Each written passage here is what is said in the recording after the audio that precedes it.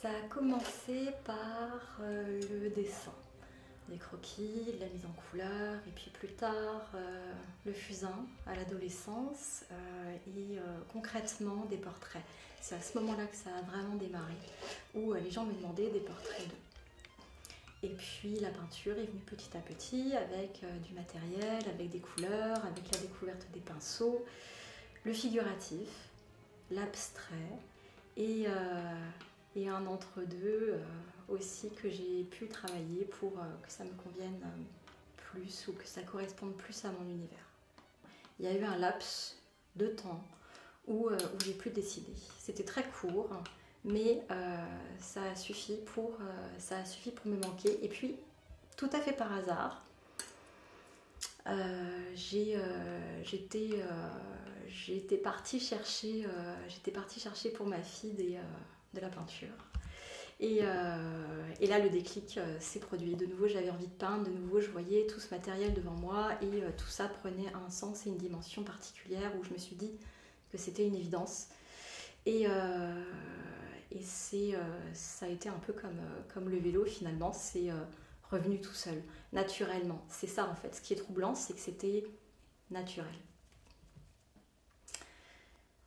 J'ai commencé à peindre dans mon salon, par terre. J'ai mis des photos de ce que je faisais sur Instagram.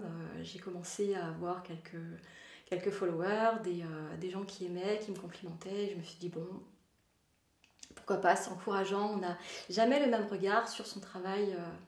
C'est difficile de se juger en fin de compte parce qu'on hésite, on n'est pas sûr de soi. Au début, c'était pas du tout destiné à être une carrière finalement. Je voulais juste faire quelque chose dans quoi je me sentais bien.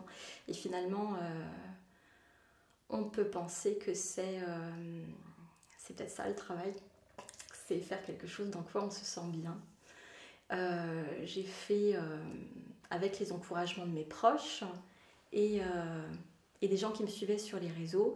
J'ai commencé à faire des marchés de créateurs, des petits salons de village. J'ai commencé à prendre confiance, à sortir, à en parler, à montrer.